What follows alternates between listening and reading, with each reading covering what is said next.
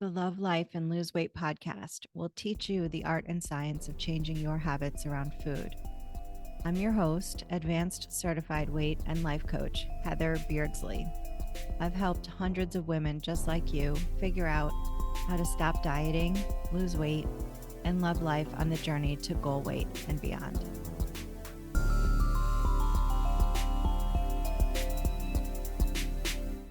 Welcome to episode 30.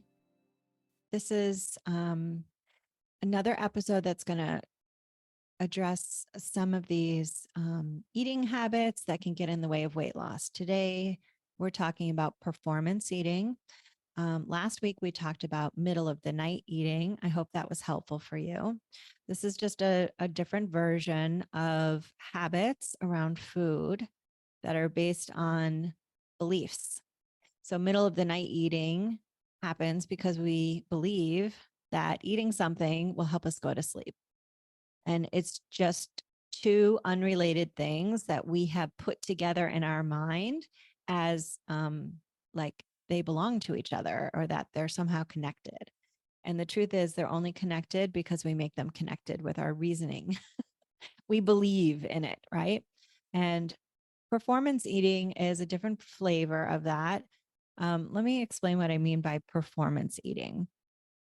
So I have some of this. I always have. I noticed when I would overeat that it would always tend to be kind of when I was alone or in the house or like at least with my family. I would kind of overeat. But when I would, like when my kids were young, I would go out for dinner now and then with some girlfriends. We'd have wine night or like celebrate birthdays or what have you. And I noticed when I would get back from those evenings that I was like, oh, I didn't hardly have anything to eat. It wasn't anything unconscious that I was doing. But I did notice like I would order like really healthy things and it would be just easy for me to do it. I didn't really know why, but I felt good about it. It wasn't anything overly restrictive, but it was just like I didn't want to eat in front of other women in a way that was overeating at all. Although sometimes I would do it when I was by myself. So I never really thought much about it. And then fast forward to now, of course, I take a deep dive into all of these different eating habits, but this is one version of like my example of eating out in a way that really kind of represents like doable hunger, which is eating when you're hungry and stopping at enough. And I picked things, but the food that I picked was kind of like virtuous food, right? Like not a lot of carbs. It would be like what I thought at the time was healthy foods, which I know is just like diet mentality. I would have protein, I would have vegetables and stay away from carbohydrates and not order dessert. I never ordered dessert.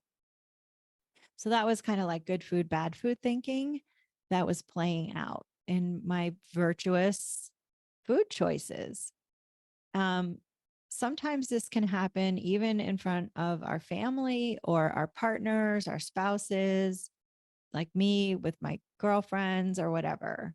And it's just indicative of something that you're believing about you and your performance, your public performance around food. So this has a social aspect to it.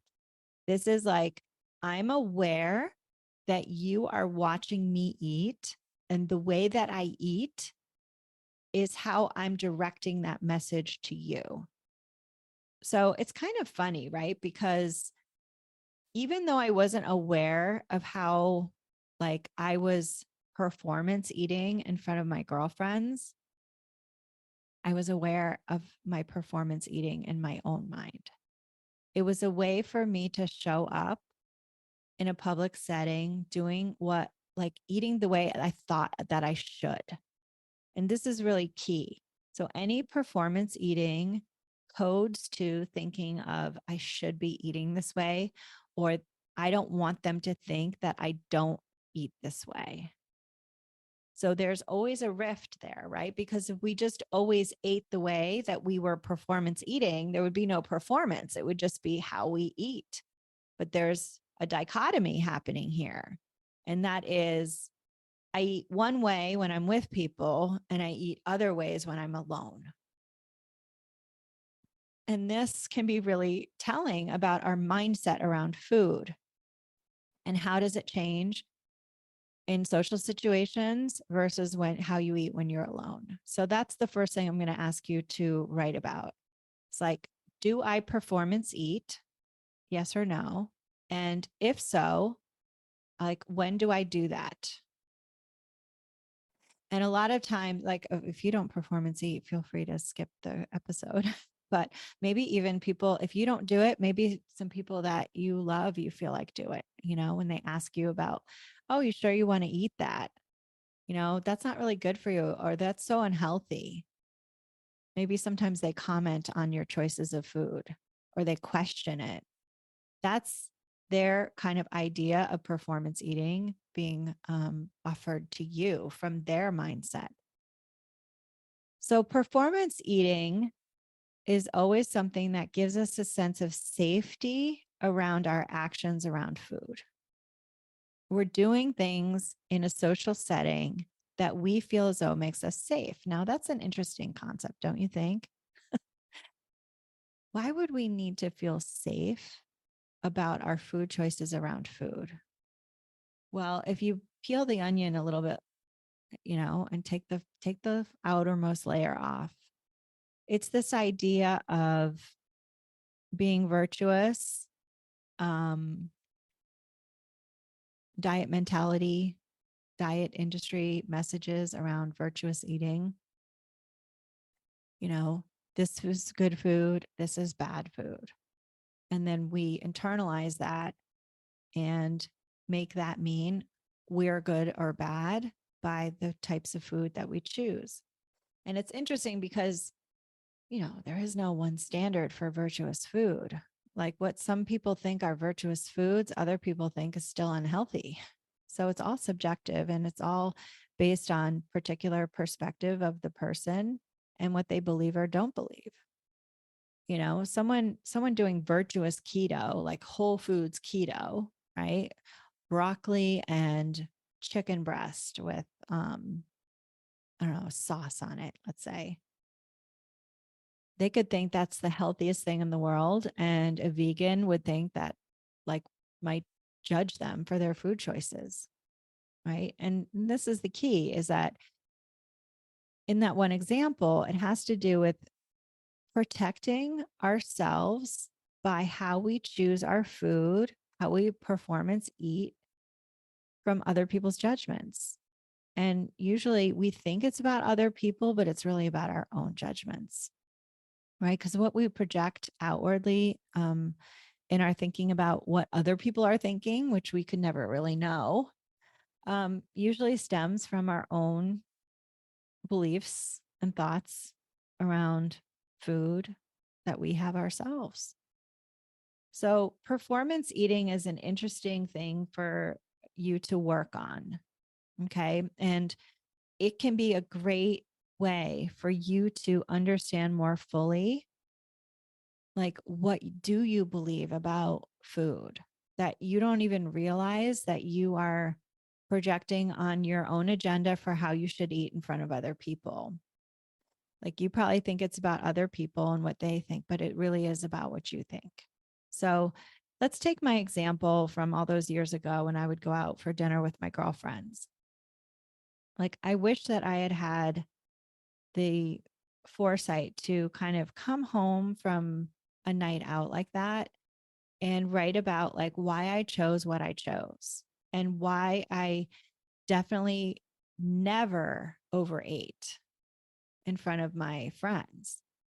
Like, I would always leave food on the plate and this and that, which is great, right? It's great. But the part about it that needed exploring is, why would I overeat at home, but not in front of them? And if I had explored it, thinking now back about it, I think I probably would have figured out that I didn't want my friends to judge me for my weight. That's probably what I was thinking. Like, oh, Heather's like a little bit heavier, like since she had her second baby. I think I probably thought that they thought that I was bigger than I should be. Like just saying this seems so crazy to me right now, but I do think that I had that thinking because I had it about myself. Like the truth is, my friends just like I was just Heather. They're not in their heads thinking about my weight. Like maybe some of them were, but how would I ever know? But I was in my head about my weight because, and I remember this. I remember I was kind of judgmental about my drinking even back then. Like I didn't like the fact that, having some wine when I was out felt like such relief. And then I made that mean, like, why do you like wine so much, Heather? That's not good. You should be able to take it or leave it. And then what would happen is the next day I would go and over exercise to compensate for drinking wine. I would also do it to compensate for when I overate when I was by myself. And so it just became this like never ending cycle of like judgment over my weight and my food. I was talking about this with a client about compensatory exercise. How we over exercise to compensate for overindulging in our food or our drink. Yeah, I would take my German Shepherd every evening after dinner, and we would run like not quite 2 miles around the lake. And I remember thinking like, this is good. Like, this is good for me. Like, if as long as I do this, like, it means like I'm healthy. Like, I was running to try to outrun my own judgments about my drinking and about wanting, the foods that I thought weren't great that I was still eating. I had this idea that if I could just eat virtuous foods all the time, like I did when I was out with my girlfriends, and just not want wine, that I would be safe. My weight would be safe. I would be safe and I would be able to feel good about myself. But I wasn't quite there. Like in my mind, I was always like trying to outrun that literally. And I, I was like thinking to myself from today, I remember my mind went back there and was like, oh, remember when you used to run with Pasha around the lake? That was so good. You were in such good shape, my brain was saying to me. If you could just do that now, you'd be in great shape. But now I've learned the skill of talking back to my brain, which I highly recommend. And I was like, wait a minute.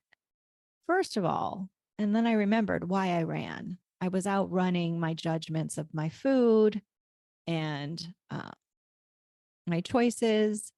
And then I was like, and by the way, I never had the experience of running every night my 2 miles with my German Shepherd that I was like so in shape and felt so good about myself. I would get back and be like, well, you're still so slow. Like if you could just run faster, then you might be good enough to run a 5K without feeling shameful about how slow you run. The way that I just never allowed myself to feel good about what I was doing. And I want to bring this back to performance eating. Like the way that you eat, you want to be eating foods that you truly want to eat. And you want to give yourself permission to eat those foods whenever you're physically hungry. This is the core tenet of intuitive eating. Is like the body drives the bus of your relationship with food. It drives the bus by you having an awareness of your physical hunger and your satiety or your enough signals. And as long as you just follow those and your natural tastes and preferences for food, then you can have a a complete experience of feeling whole.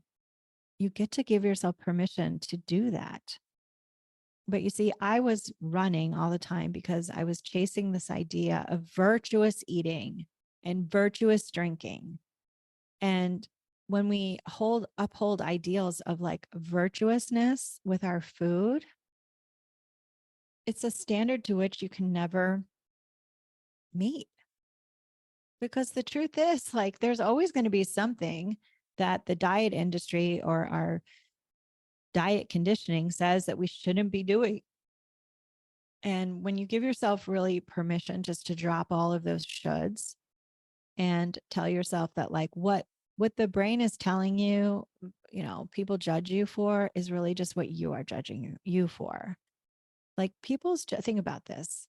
Let's say people are judging you. Like, let's just go to worst case scenario. Let's say you go out for dinner. Like, let's take me with my girlfriends. Let's say I ordered, I don't know, fettuccine Alfredo, and then I ordered chocolate cake for dessert. Um, I think it's probably true. They might have judged my selections. Okay. They're human. I mean, if I would judge it, they would judge it, right? Let's say they had thoughts about my choices around food. Maybe they would have said something to me and I could just let them have their thoughts, but those can't hurt me. What they think in their head or even say to me, I have to agree with them in order for it to hurt me. But if I'm square with myself and my choices, and I give myself permission to be a human being who has tastes and preferences around food, then I am safe because I'm tuned in with my body. I have it when I'm hungry and I'm stop it enough. And the really like the heartbreaking thing about this is that so many of us, I'll say us, thankfully not me anymore, because I have tested this out and I know it's true. We just are stuck by our belief that like I can't eat what I want and lose weight because we believe the lie that virtuous foods are the only way to have the weight that we want and have um you know the the life that we want is to be a virtuous person around food and eat the right things. Like, if you think that because you want chocolate cake that you're never going to be the kind of eater that you want to be, you're in virtuous thinking around food. That is a gift. That is your judgment around your food choices is begging you to really look at this. What if you're just wrong about that? What if the people that you think are the healthiest eaters or whatever, or the most in shape, or who knows? What if they love chocolate cake too? What would that mean? I mean, is it possible to be all that you want to be and have your natural tastes and preferences around food? And here's what I know as a coach is that if you have over desire for certain foods, it's because you've told yourself you can't have them. You know, I would go home and have a whole sleeve of Oreo cookies many times after I was out because I had been thinking virtuously about food, which made me feel restricted because I didn't really have maybe the pasta or whatever that I wanted. And that creates over desire. So when you start planning for foods you like and you give yourself permission to have them, fuck what people think. Who cares what they think about how you eat? Like these days, honestly, if I was at dinner with a girlfriend who ordered fettuccine Alfredo and a chocolate cake, I'd be like, good for you. That looks amazing. But I don't comment on other people's food anymore. I just don't do it. Life is hard enough. I might say, like, how is that? Is that great? I might have it next time, you know, if I'm not already ordering it myself, you know? So, performance eating is an indicator that you're having virtuous thoughts around your performance around food, or ideas of like eating in a certain way keeps me safe from other people's judgments. And it's really an invitation to look at how you're mirroring your own judgments outward toward other people. And that what you're looking for safety in your choices of food, you're missing the opportunity to give yourself safety in your practice of food. So when you decide, I'm going to eat the foods I truly love, and I'm going to learn how to have them without fearing that they are going to cause me to gain weight or block my weight loss. And you get in there and you really, really play with this. You're going to learn that, 99% out of the time, we blame the type of food for what the actual overeating of it did. Okay. And that's just what 10,000 hours of one-on-one coaching has shown me to be true. So take a look at your performance eating, do some journaling around it. Really ask yourself, like, how do I think this keeps me safe? And then I want you to punch holes in that theory. I want you to cross-examine it. I want you to tell the other side of the story around it. And then I want you to create a idea of what kind of social eater do you want to be? What does that look like? And, it's got to be a doable step from where you are. So in other words, if I'm talking to past me who would virtuous eat with her girlfriends, she might write about how I might just have some bread from the bread basket if I really wanted it. I wouldn't go right to fettuccine Alfredo and chocolate cake, right? Not that that's the end all be all, but it's just an example. Like, just take steps and see, like, I'm always safe no matter what I eat, because I no longer beat myself up around food. I no longer make how I eat or drink a reason for me to think that I'm less than, or I'm not good enough, or I'm wrong for wanting these things. Okay. It's creating mental and emotional safety for yourself around food. Okay. So play with it. Come visit me at Thrive in Midlife on Instagram and let me know about your performance eating and what you're going to work on and maybe what your protocol is. If you have questions, you can ask me over there and we'll keep the discussion going. Okay. So stay focused and so long. Hey, if this episode was helpful, then let's connect. Visit hbeardsley.com/subscribe.